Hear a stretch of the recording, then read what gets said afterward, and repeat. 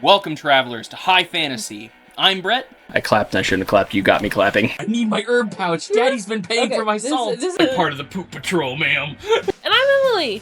But I'm like, don't make the robots. Don't make the robots crunch. I would take Speak with Dinosaur in a second. I have beef with DC. It's a thing. It's a whole thing. Join us on our epic world-spanning adventures. Armed with only a bit of long-bottom leaf, we will delve into some of the most amazing worlds of imagination that have ever existed.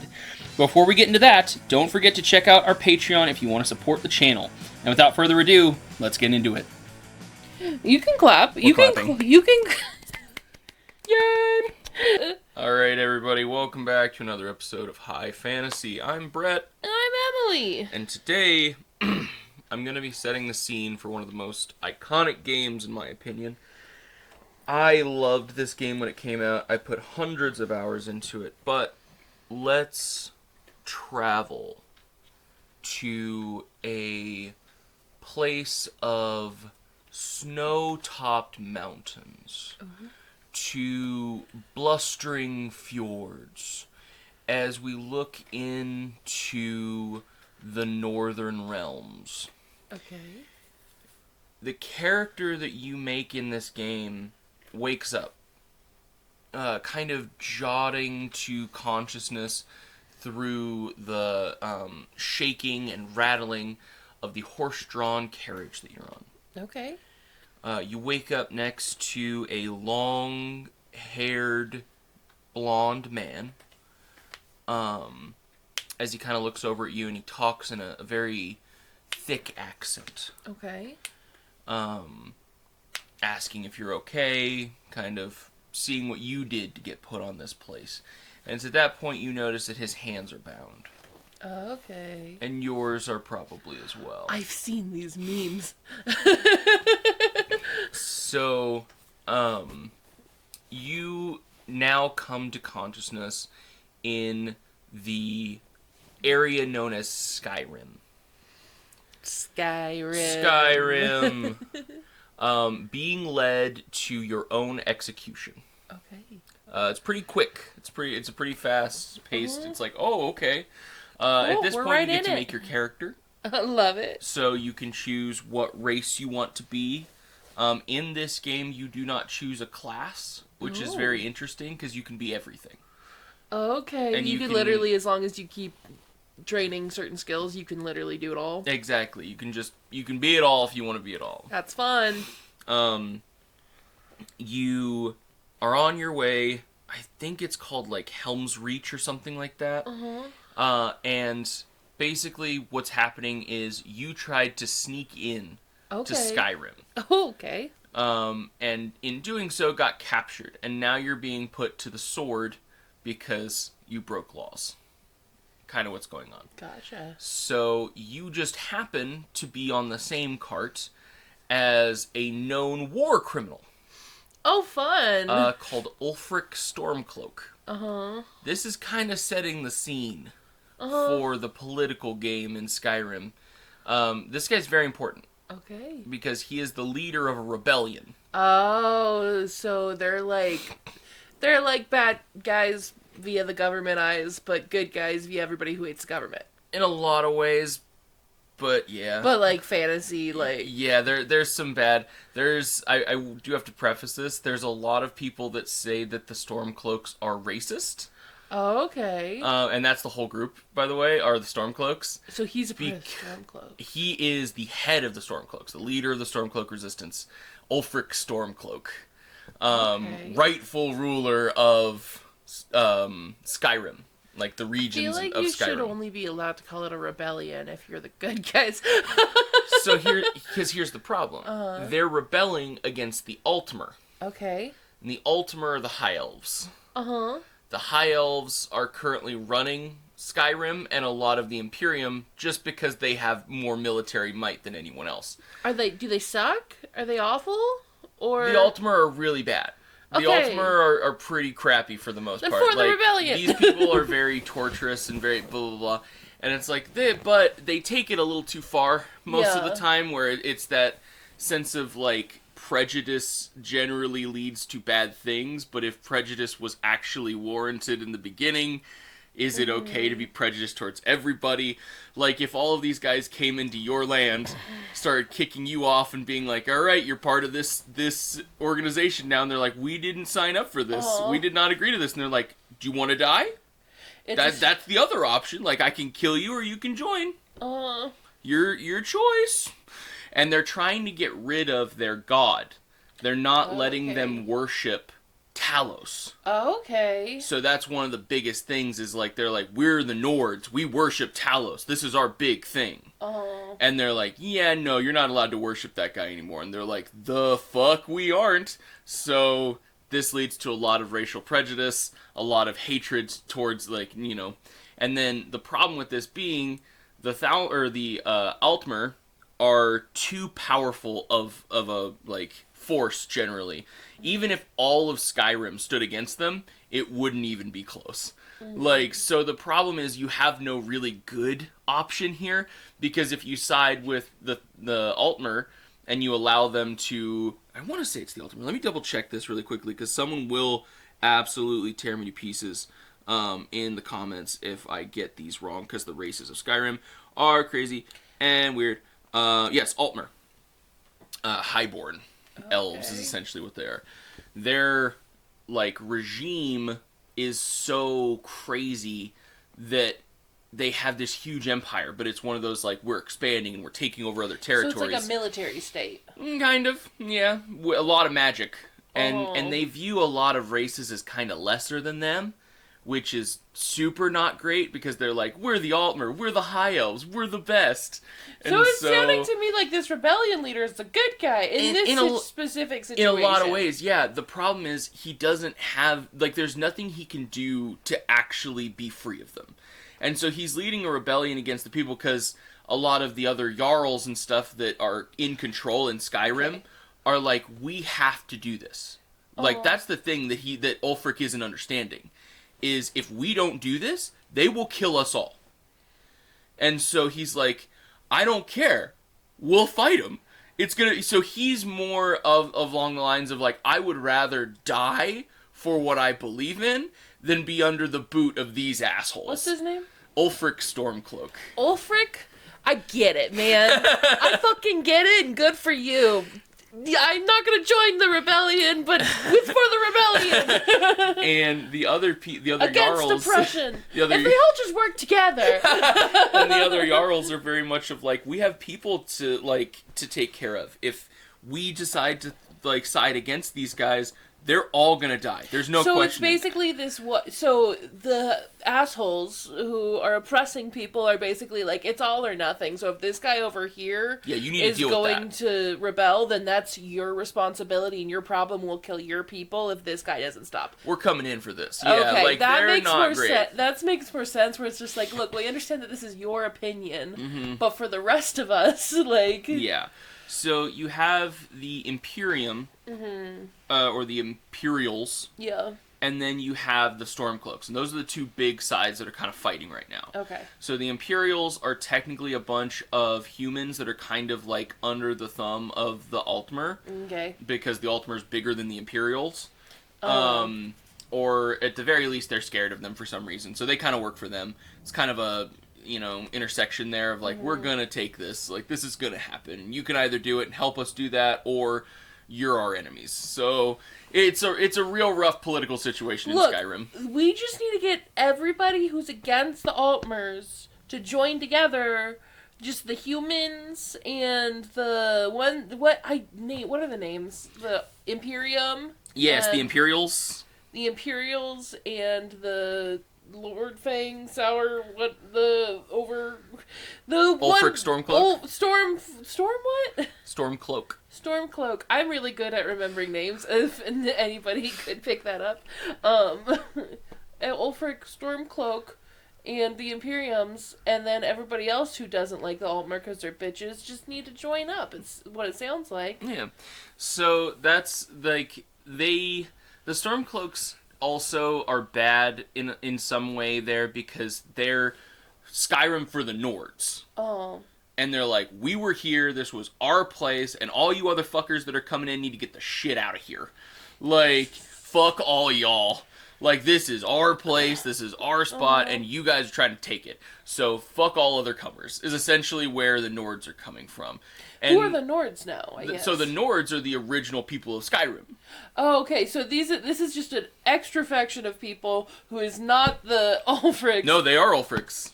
All of Ulfric Stormcloak's men are Nords, or most of them are Nords. Oh, okay. And they're like, free Skyrim, like, this is our place, get out of here, everybody else. Oh my god, I need a visual map or something because my brain is not comprehending. So the Stormcloaks are Nords. Yes. And the Nords were here originally before everyone else. The Imperium and the Altmer, yes. Altmer. Okay, cool. So Stormcloak is fighting back because this is literally their land, yes. And they're not going to sit down. Oh, this is just sad. But a lot, and some of the Jarls that control, and by the way, a Jarl is kind of like a mini king. He controls like a section, and then he has like his little capital area right here, and he runs this spot. Okay. But he's that guy. And then in the Nordic culture, there's the Jarls, and then there's the High King. Okay. So like the guy who has say over everything. And the Jarls are kind of their bannermen. So it's like, okay, if anything goes to shit, you send a bunch of guys this way because I told you to, and that's what you need to help us take care of this. So Ulfric was technically by right supposed to be the new High King of Skyrim. Okay. But a lot of people say he cheated. Mm-hmm. So he fought this one guy to be the head of, the High King, and he used something called a dragon shout, which not many people had seen before, and they say he cheated by doing that. Okay. So they say he murdered the previous High King. Oh, shit. And it's like, yeah, because he blew him apart with a shout. The power of his voice was enough to fully just legs and arms and just meat-splosion this guy. Yeah. Yeah, he made a point. Because he's like, I'm going to fight you. And the guy's like, all right, challenge accepted. Like, let's go, Ulfric. And he's like, all right, awesome. Boom! And then just guy explodes. And so a lot of people are like, that wasn't really a fair fight. Like, it wasn't sword against sword. And he's like, I killed him, didn't I? Like, I still fought him and I won, right? I'm the last guy standing. That's a win. And so a lot of people are on, like, the fence about it. Was it, like, a magic item that let No. him? Or it just, he was... So we need to get to what makes Skyrim unique. Yes. Your main character is something called the Dragonborn. So you have not a Dragonborn like a lizard folk person, you have draconic ancestry. So you can be any race you want to be, and you're still the Dragonborn. Okay. That's something kind of needs to be made clear. In this world, draconic, or what we would view as like the language draconic, each word has power. Mm-hmm. And when dragons talk or have like a debate, it's like shaking the heavens. Okay. So you have different words that mean different things, but when you do it, it actually has like a physical manifestation in the world. Mm-hmm. So if you say the word for like swiftness, you go faster. Okay. But it's like a limited time. And you have to learn to harness it. And I think it's called your thum. Okay. And there's a whole group of monks called the Greybeards, and you have to like ascend the 1,000 steps or whatever to get to their monastery, and they have learned how to harness dragon shouts. Okay. Is what they're called. So it's a human that has the ability to shout and use draconic words of power to accomplish something. Gotcha. And generally they're like phrases, so it would be like, let the rain pour. But it'd be like, let the rain pour would be the 3 different things that you would use. And when you use them, it creates a more powerful effect. So it's like, if you just say let, it might start raining a little bit. But then it's like, the rain, like let the rain in draconic, it'll start to pour a lot. And then if you have like, let the rain pour, it could start floods. That's crazy. So it's really cool. It's a really fun thing. And there's these ancient tablets of power that you can find ancient words of Draconic written on, and you can learn those new dragon shouts and stuff as the Dragonborn. Ulfric's just a guy. He went to visit the Greybeards. Okay. And he learned one dragon shout. Okay. And it's basically the most basic one you can learn, and it's Fusrada, which means it's like forced unending. is kind of like the meaning of it. And so it's a big ball of force that you kind of just like release from your mouth that hits something and just causes it to not necessarily explode, but big force just kind of bam hitting you really quickly. His Thum was so powerful that it exploded this other guy. So technically, it wouldn't have been any different than if he had used magic or something. But the Nords don't really respect that. They respect like hand-to-hand combat and fighting. Right? They're like cheesy. And so they're like, that's kind of bullshit. So some of the Jarls are on Ulfric's side, where they're like, yes, we believe in a Nordic Skyrim. We believe that this was our place and these are our lands. They do not belong to other people. We will not bow to others in our own territory. And others are like, but if we don't and we lose, everyone dies. Ooh, so and it's really the question of like sacrificing something so that you can survive versus fighting until the end. And that's the problem in that situation, I guess, is that they aren't giving them a choice. Exactly. It's all or nothing.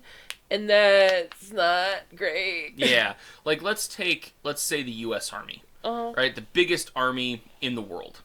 We know that. Let's say that we decided to go down to, I don't know, Africa. Right? And we're like, we own you now. There is no question to this. We roll up with, like, a bunch of tanks, jets, bombers, and we point a couple nukes over in that direction. And we're just like, we own you now. There's nothing they could really do, which is super unfortunate. You know, they might seek aid and stuff like that, but there's not, if you're so outmanned that if someone wants to take you by force and they have the ability to do that, that's where things get really rough, because it's like, you could fight them, but with such an overwhelming force, it's not really going to end well for you, probably. So that's kind of the problem that we're running into right now in Skyrim, where it's like, is it right what they're doing? No. Should someone stand against that oppression?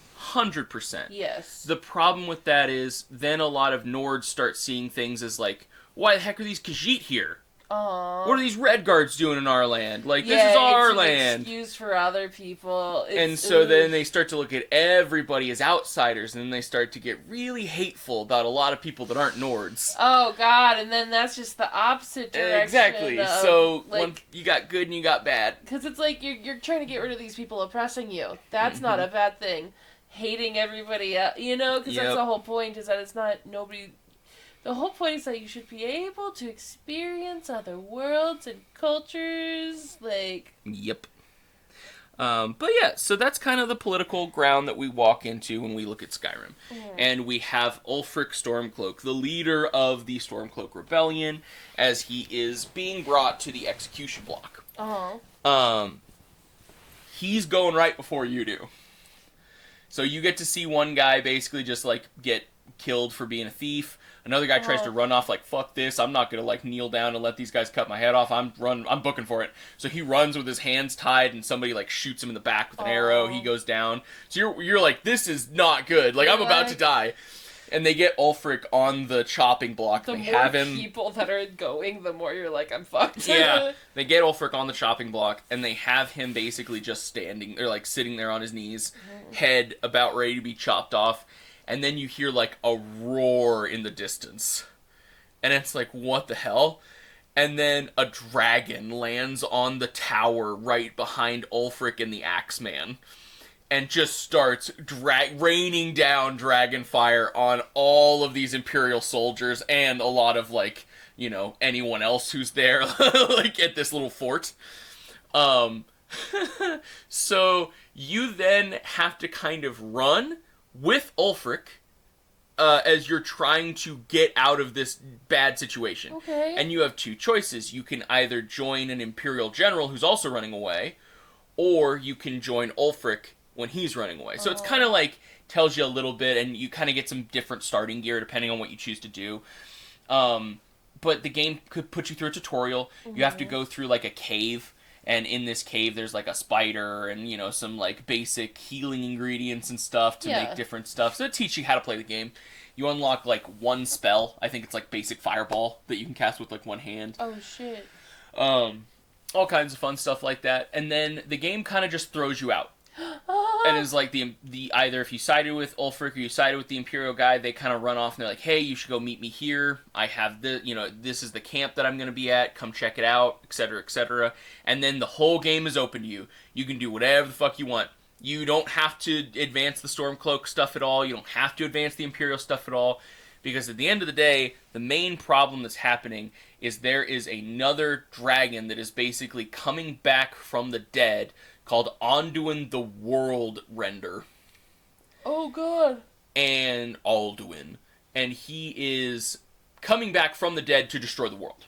Oh, shit. And it's your job as the Dragonborn to stop that from happening. Cool. Love that. Love that. And so it's kind of like that's the main story, but you have like the political things going on. You can side with the Stormcloaks. You can side with the Imperials. Like, it's your choice, whatever you choose to do.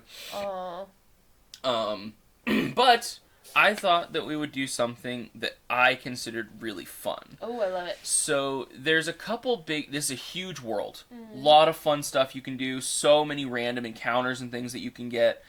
But I thought it would be fun to talk about some of the big quests that a lot of people really enjoy and give you a choice as to what you want to hear about. I love it. Because this is too big of a world to kind of fully cover in one episode. I mean, we're already 20 minutes in, and we've barely scratched the surface of the political climate. Yeah. Which sounds like it's not great. No, it's really not.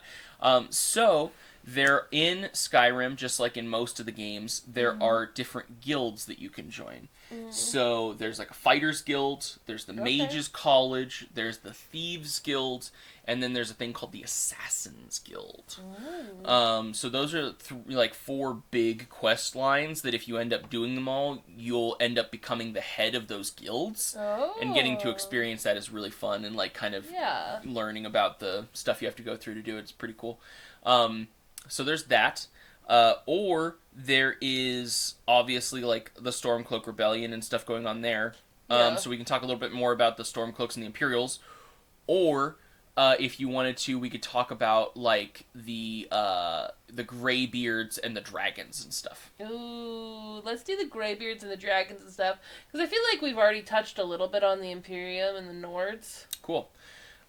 So the Greybeards, like I said, are a monastery kind of like monk tradition of learning to harvest your Thuum and use it to produce dragon shouts. Okay. So almost all the Greybeards have the ability to use dragon shouts, just like Ulfric does. Okay. Some of their Thuums aren't nearly as powerful as Ulfric's, or most of them aren't nearly as powerful as Ulfric's. But the crazy thing that makes them a really powerful, like, faction is the fact that they have their own dragon. Oh, shit. Or more, I should say, he has his own group of monks. I mean, fair. That makes sense. It is an ancient dragon called Parthenax. Okay. And you get to meet the leader of the Greybeards, and it's kind of kept secret and all this stuff, and then they're like, go to the top of this mountain summit and go meet our leader, the guy who taught us everything we know. Oh, shit, okay. And you're like, whoa, and you get up there, and this big frickin' dragon just lands on one of those big rune key things of power that you can, like, learn new dragon shouts from. And he is just like, welcome, young one, I am Parthenax. And it's like, what? You're like, hi, Parthenax. Yeah, so he is basically teaching the Greybeards how to use and harness the Thuum and the shouts, the dragon words, in hopes that they would help him find the Dragonborn. Because that person is basically a part of a prophecy. So do you know you're the Dragonborn at this point? I think that's when you kind of like start figuring it out. You're like, oh shit, that's why I'm able to do all this stuff. That's like, and whenever you kill a dragon in Skyrim, you absorb its soul. Oh shit! And you use that soul to then power up your Thuum. Okay. And so you can learn different words of power. Oh, that's because fun. if you learn that word of power, you can't use it necessarily because you don't know the meaning or the context for it. Yeah. You know what it looks like, but you don't really know it. But if you put, like, the dragon souls into that word, it will teach you what that word means, and you can actually use the power of that word. So are all dragons in Skyrim, like, sentient, or are some of them just more bestial? All of them are sentient. All of them are sentient. So all of them a are full dragon sentient. comes up on you while you're playing, mm-hmm. just randomly roaming in a meadow. It knows what it's doing. Yep. Interesting. The thing is, the vast majority of these dragons are evil. Yeah. So they're for Anduin, or Alduin, the world render or whatever. And so they're like, yeah, the coming of the dragons. Like, him coming back is what's resurrecting these other dragons, too. Okay. I think Parthenax is actually officially, like, he was alive and everything before this happened. Yeah. So he's still got all of his faculty about him. And I think he kind of portrays it as, like, Alduin is bringing these bodies back under his control. So it's like, these dragons are alive and they know what they're doing, and they are intelligent, but it's to the sense of, I obey Alduin. It's like a hive mind type of thing. Kind of, yeah. Kind of like what's going on. You brought me back from the dead, and so I'm kind of going to do what you say. Mm-hmm. That's essentially meeting Parthenax is one of the main stories of one of the main parts of the quest for this game, is like you gotta meet Parthenax and you gotta like learn that, and you can kill him. You can kill Parthenax if you want to. Like, there's an option where you're just like, nope, I don't like this guy. He's too powerful. Like, I don't like a dragon being in this world. So you can just murder Parthenax if you want to. Jesus. It's a hard fight. Parthenax will sure. kick your ass pretty quickly, but, like, he's still, like, the whole point of this game is killing dragons. Yeah. So, it's not that crazy. Right. But yeah, that's a little bit about the Greybeards and a little bit about, like, kind of what's going on there. I also wanted to offer up that there are expansions for Skyrim that would really be fun to talk about as well. Ooh, There's the Dawnguard DLC that introduces vampire lords and lycanthropes as a big thing. There is the Hearthfire DLC, which adds player houses to all of like the areas, and you can buy them and customize them and kind of make them however you see fit to do so. Adorable. Which I really enjoyed. There is the Solstheim DLC, which basically takes you to a little island near Skyrim. But it's really fun because the Elder Scrolls series has a couple games in the series. One of them is called Morrowind. And a lot of the stuff in Morrowind is very unique to Morrowind. Yeah. Well, in Solstheim, the island that you go to is still kind of controlled by a lot of people from Morrowind. Okay. Like old families and stuff that live there. So a lot of the architecture is Morrowind. A lot of the stuff that you see is Morrowind things, but they revamped it for Skyrim, which was really fun to see that they kind of had those old cultures and stuff in there, or the old things from the game. And I want to say there was one more. Let's see, Dawnguard, Hearthfire, and yeah, I think that might be it. Solstheim. There might be one more, but I don't remember it. You've got to tell me about the vampires and lycanthropes. Dawnguard is super fun. So basically, vampirism is a disease in the Skyrim or like the Elder Scrolls universe. And a lot of times it kind of turns people into monsters. There's not really a, like, oh, you're a good vampire. Occasionally it'll happen, but it's super uncommon. People are, like, drawn in by the thirst and the hunger, and they just become murderers. It's not good. Fair. So there are, like, some stories where it's not as crazy, but most of the time it's pretty messed up for that. But in Skyrim, they introduced a new thing where you could become a vampire lord. Okay. Which is like... Now, this needs to be content warnings, because the way that this happens is pretty messed up. Oh, shit. Okay. So, there is an old family of vampires in this castle called Castle Harken. Harken is the name of the family that lived there, and the leader, or the ruler of that castle, Lord Harken, made a deal with a Daedric prince called Molag Bal. Okay. For power. Okay. And he became a vampire lord. In this deal. Well, for this deal, his wife and daughter were kind of the sacrifice for it. Ooh. And they became something called Daughters of Cold Harbor. which they are also vampires. I don't know if they're vampire lords, but they're true vampires. But to become a daughter of Cold Harbor, Molag Bal basically takes you. He's the god of torture and torment, by the way. Okay. Or like the Daedric prince of that. And there's a lot of unconsensual things that he does to you. And then you become a daughter of Cold Harbor. Oh, that's not So good. this dude offered up his wife and daughter to this fate for power. So that kind of tells you how cool of a guy Harkin is. Not very. Not very at all. But you meet up with him and you get a quest. You can like meet him at Castle Harkin. After stumbling across this ruin. Where you unearth his daughter, who has been buried forever. Like, sealed in this tomb, basically. You wake her up, she takes you there, and you get to meet her father. Harkin. She is one of the coolest followers that you can ever have. Her name is, Selenia. The pronunciation is pretty hard for it. Yeah. Starts with an S. I'm gonna call it Selenia for right now. Okay. I'm probably wrong there, so go ahead and come at me in the comments because I deserve it. But she's awesome. She's a really cool character. She has a lot of family trauma and stuff that's going on. But she brings you to Castle Harkin to basically get rewarded for bringing her back. Because her father has been looking for her for a long time. I forget exactly why she ended up in there. But she was holding on to something called an Elder Scroll. This is so big.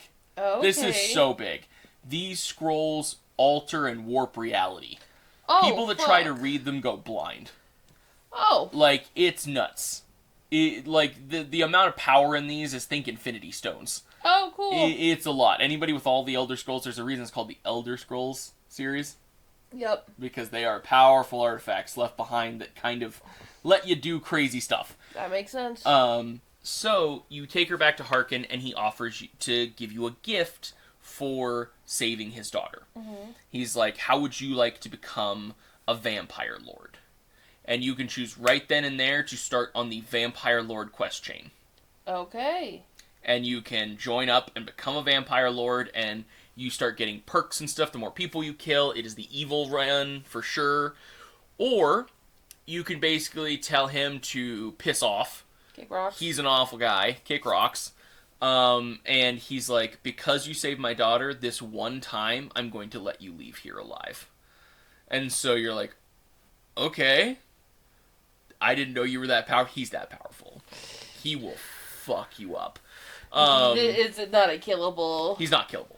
That's not fair. He that's is not unkillable. Fair, and that's wrong. And, because he made that pact with Molag Bal, he is extremely powerful, but the only way to kill him is with something called Ariel's Bow.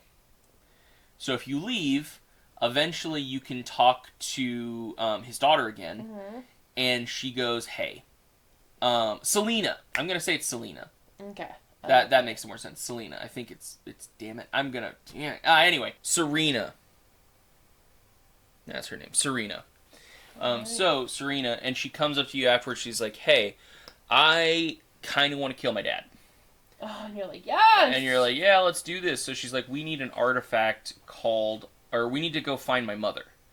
Because I don't know what happened to her, but my dad banished her, and I haven't been able to talk to her, but if anybody knows how to kill him, it's going to be her. So you have to go to her, you have to sneak back into the castle, and at this point, vampire's not nice to you. Yeah, no. So you got to be kind of like careful and sneaky about how you do it. And when you go back in, you go to her mother's laboratory, because her mother was basically like a really powerful alchemist. Okay. And very decent mage.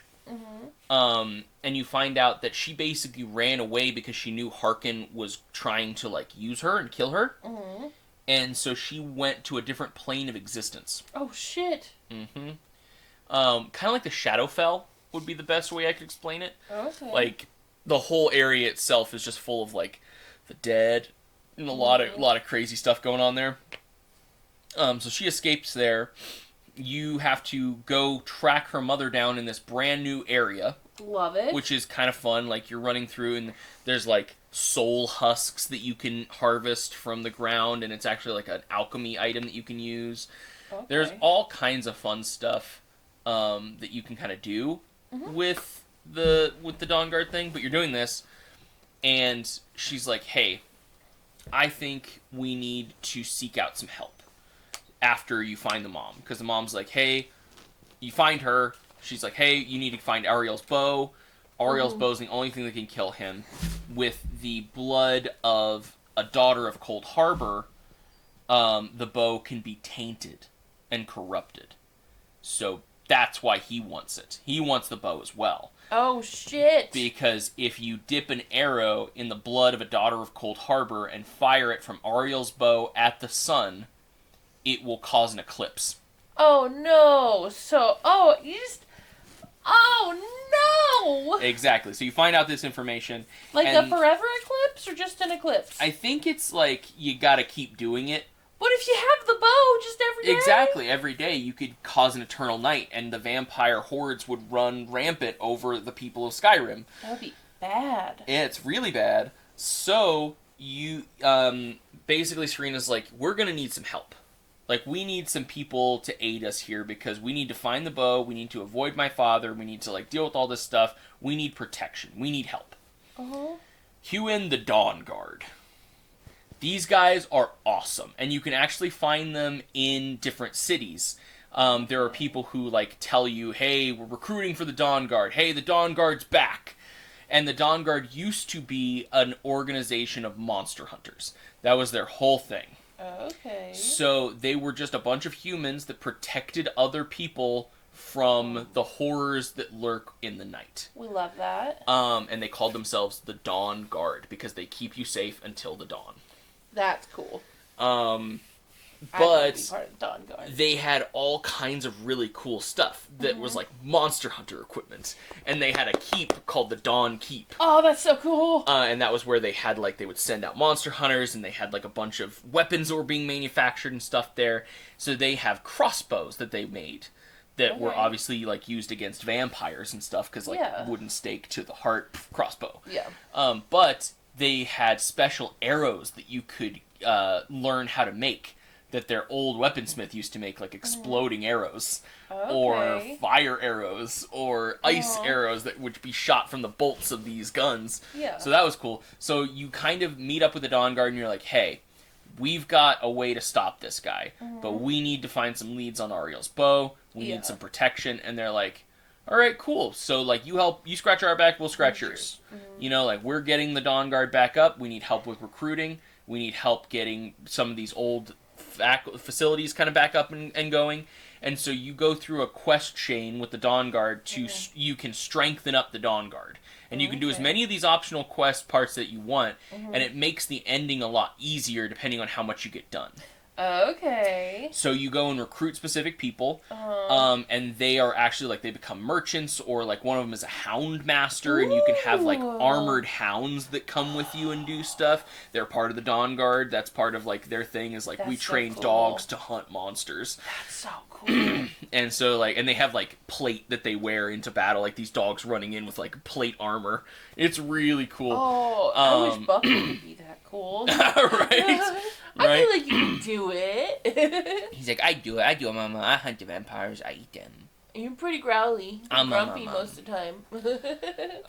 But another cool thing that they do, so, like, hey, we need you to discover some of the schematics, because these crossbows were actually old Dwemer schematics that one of the guys in the Dawnguard that was, like, hunting a nest of vampires found while they were in an underground, like, Dwemer ruin. Okay. And so he killed the vampires. While he was down there, he found the schematics for these crossbows. That's what we use today.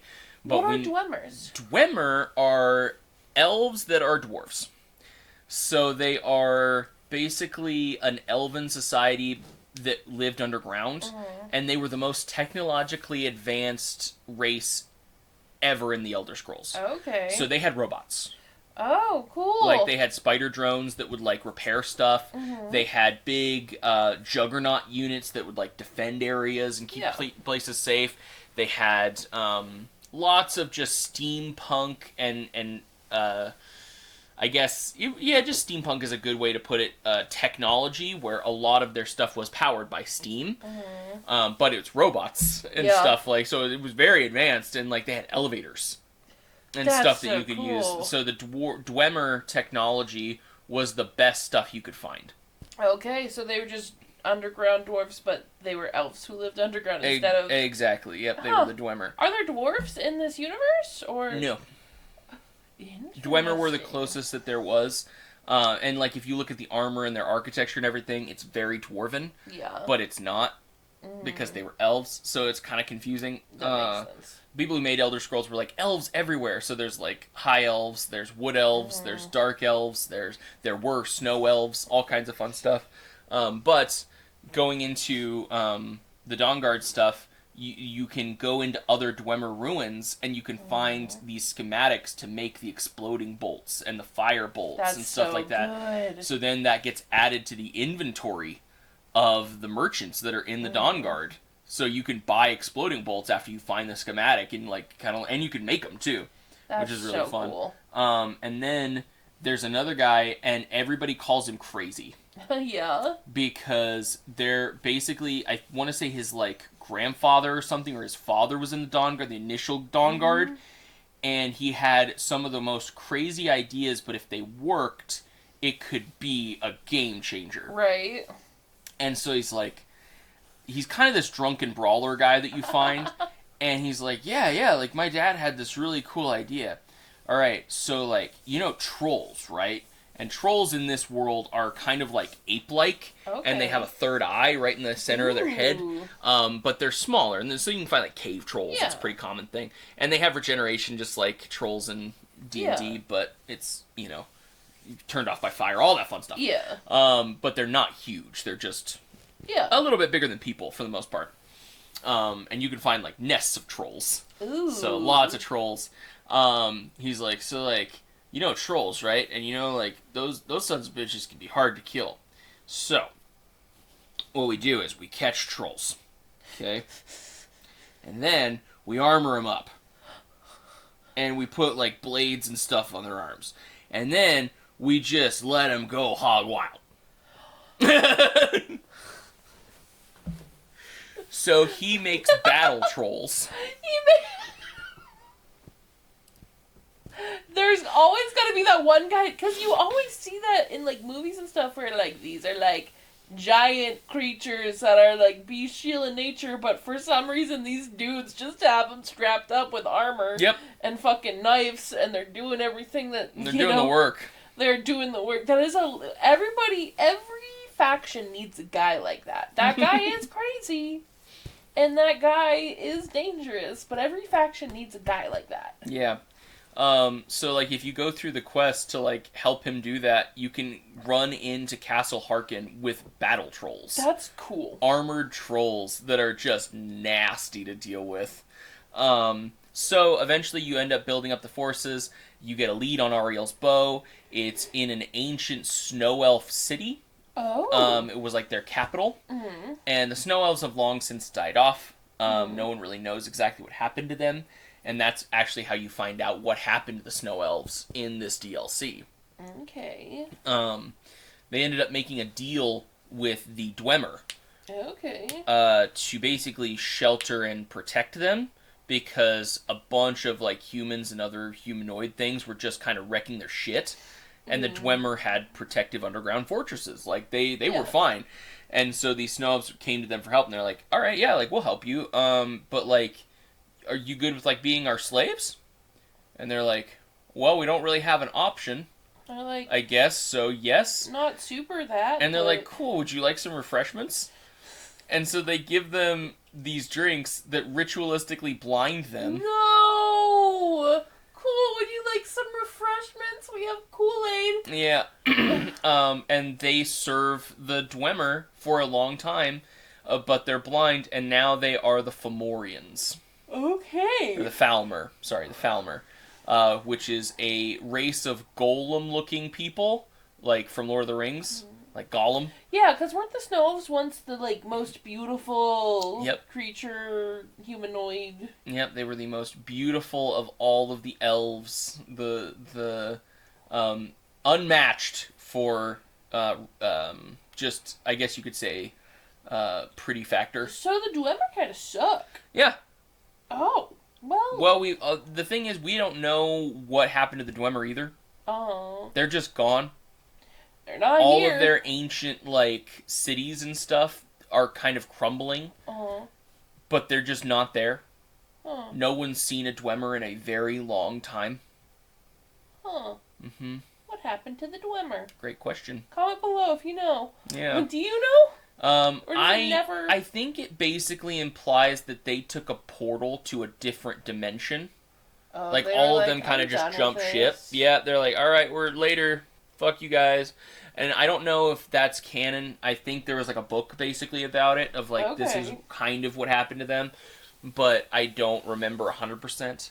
But yeah, so with the Dawnguard DLC, you end up running in with the Dawnguard to Harkon's castle after getting Ariel's bow. And that's the only thing that can stop him is Ariel's bow. So you go in, you get into a big boss fight with Harkon. You have Serena by your side, and he will do this like shield, this dark shield around himself, and you have to shoot him with Ariel's bow.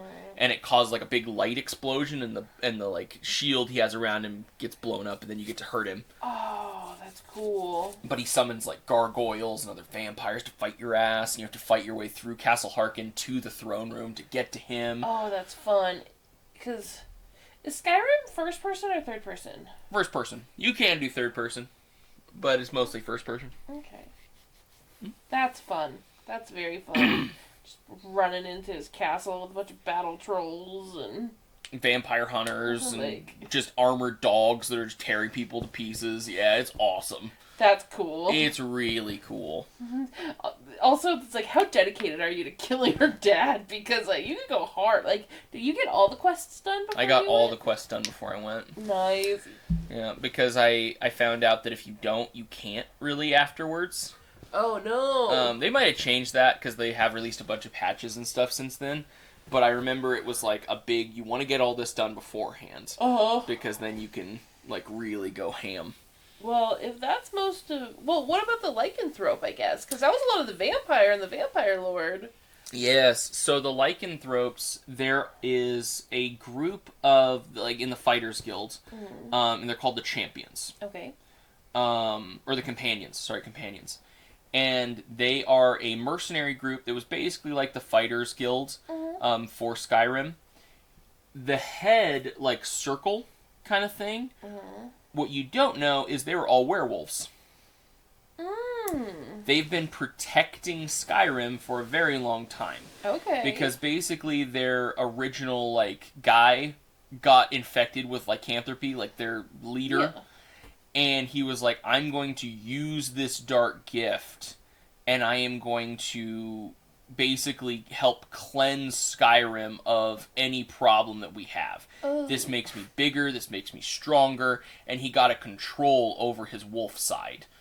Okay. So he was a werewolf, but he was also a very skilled warrior and fighter. And he had this legendary two-handed axe that he like brought into battle all the time. And one of the quests that you can do is you can find shards of this axe. And if you find them all, it can be reforged. Ooh, that's fun. So once you become high enough reputation with the Companions, you find out that they're werewolves, and they give you the option to become a werewolf yourself. It's not a necessity. They do not tell you have to do it, but if you want to, you can. I'd become a werewolf. And so you become a werewolf. Well, when they released, in the initial thing, you could still do that. Yeah. But being a werewolf kind of sucked, because it wasn't very good. Okay. Like, you would turn to a werewolf, and you lost your armor, like the armor that you had on. It wasn't giving you the added benefits. You didn't have your weapon, so all you had was claws, and you could, like, bite people. And you could eat people to regain health. I guess, like, when you get injured as a werewolf form, is it like a druid wild shape where it has its own separate health meter? No, it'll kill you.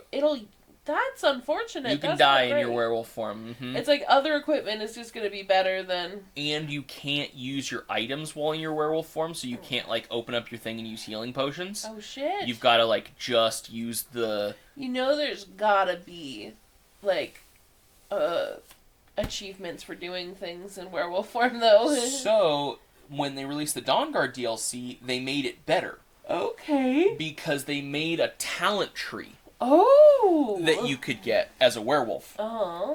And the more hearts you ate, so the more people you killed, which you could kill bad guys, and they introduced a whole, like, faction that's all about killing werewolves, and they try to kill the companions a lot, because they're like, oh yeah, fuck these guys, and they have silver swords and stuff to fight you. And so you end up killing a lot of those guys, and so you eat their hearts, and you get stronger, you become a stronger werewolf. Just killing bad guys. And every time you start eating the hearts, you start unlocking more talents. And you get, like, you can move faster, or your health regenerates quicker, or you have more damage resistance, or your claw attacks do more, or you heal more when you're eating a corpse. Like, a lot of fun stuff. And there are other quests that you can do which unlock totems. That's what they're called. Totems of Hearseen. The Lord of the Hunt, Daedric Lord of the Hunt. Okay. And you can get, like, a ring that lets you control your transformations more, or gives you more transformations that you can do, I should say. You can get something that allows you to summon spiritual wolves to your side to fight with you while you're in werewolf form. Lots of really cool stuff that I think was just super fun. Yeah. So werewolves got a big upgrade. In the Dawnguard DLC, which was super cool, because it's like, yeah, like, I'm gonna go turn into a werewolf and I'm gonna go eat you guys. This is great. I'm gonna summon like packs of wolves to eat you with me. This is gonna be sick.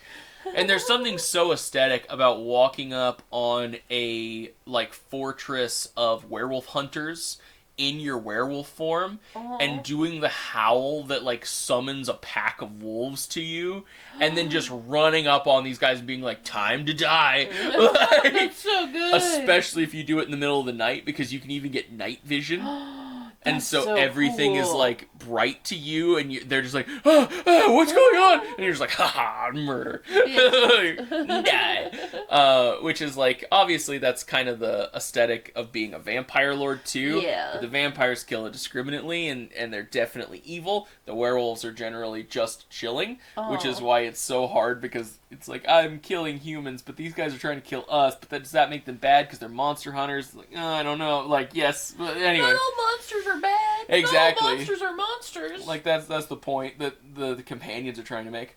But yeah, I think that covers the Dawnguard DLC pretty well. It's extremely fun. Tell me about the Cozy Houses. Cozy Houses, the Hearthfire expansion. So, I really enjoyed the Hearthfire expansion because it was the most, like, the stuff you could do and the houses you could buy were really fun, but it took so much money. Yeah. Oh my gosh. Like, that was the kind of thing that it was great when it came out, because a lot of people had a butt ton of money that they had no idea what to do with. So it kind of worked out pretty great. But what it did was, like, you could go to a Jarl. Yeah. And you could be like, hey, I'm looking to purchase a house in your area. Can I buy a plot of land? And the Jarl's like, sure, it'll cost you this much money. And you're like, awesome.